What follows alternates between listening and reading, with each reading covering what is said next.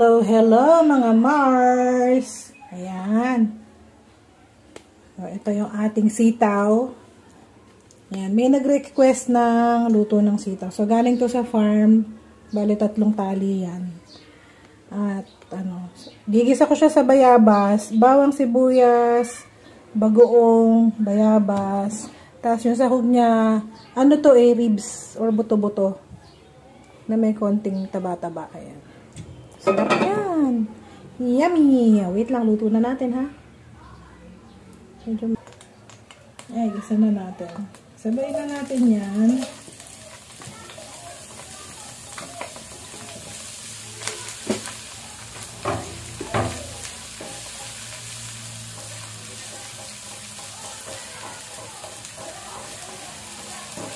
Yung iba, ayaw nila ng bayabas.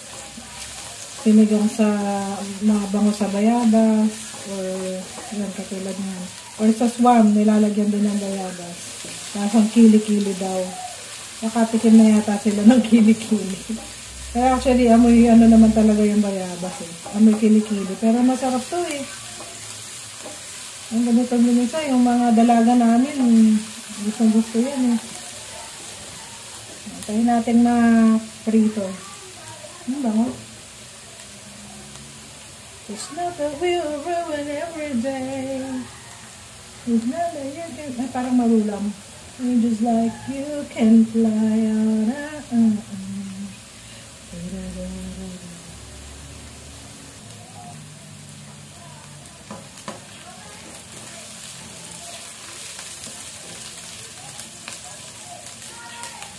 Medyo nata-toast na siya. Ba?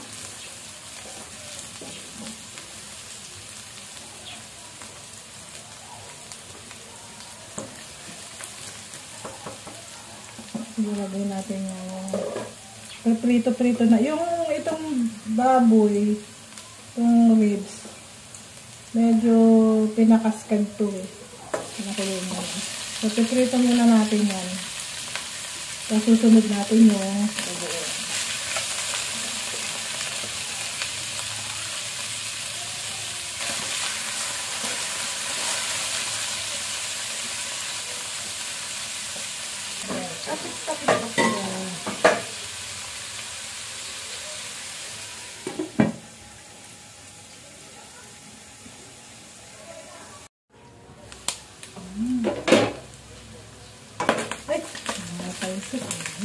Gusto natin sa napiprito-prito siya.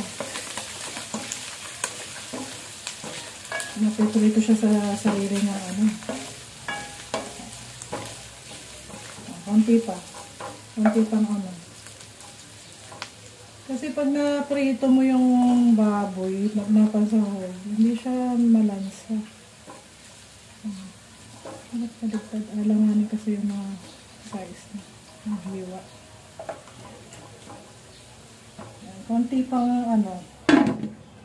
tapos lagyan na natin yung bagoong.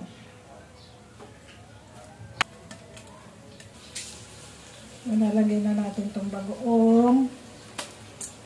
Bawasan pa natin yung bagoong na yan ha. Kasi binalawan ko ng isang beses yung bagoong na to para hindi maalat.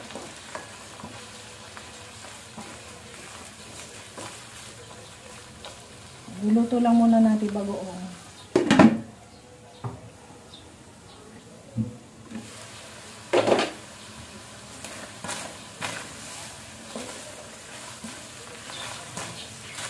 Sarap.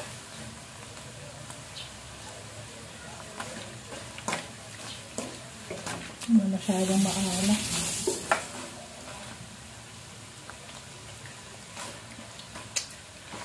Dahil nabanlawan yung yung bagoong. So, lalagay na natin yung ating bayabas. Yun na natin babawasan.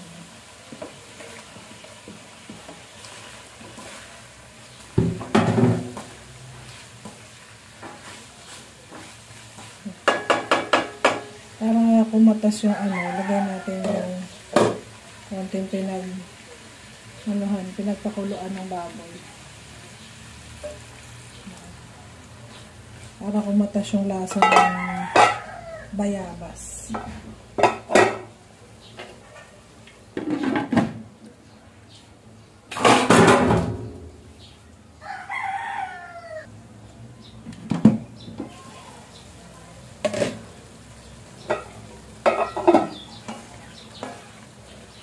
Amoy ko na yung bayabas.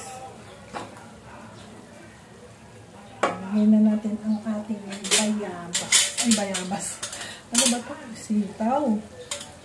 Medyo ang dami, oh. Punong-puno, oh. Yan, oh. Patas pa yan. Lahat lang natin.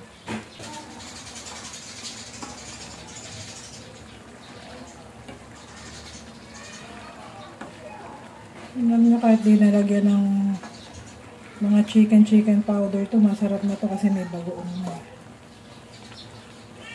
Para hindi maalat yung bagoong, banlawan nyo kung gusto nyo ipanggisa. Sarap po.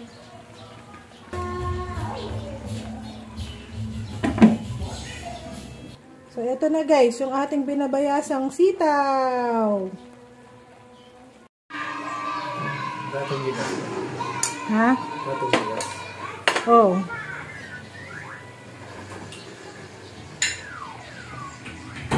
Yes, mami. Pakalakas yung TV. Ayan, feel lang. Kain tayo. Ano lasa? Ulit mo. Kaya lang, may care. Wait lang. Oh. Ayan ah. Kain tayo, kain. Bakit daw hindi kami nagluluto ng sitaw sa farm? Oh. Paano pag uwi namin sa bahay, gulay, ulam na? Sabi, nag-ulam na ng upo sa bahay nila, tapos pagdating dito, upo pa rin ang ulam. Tapos upo pa rin sa farm. Daming tira-tirang ulam. Oh. Masarap yung ano, swam. Hindi, kain. Oh, ito na, kakain na kami. Bye guys. Oy! Yam! Halika dito.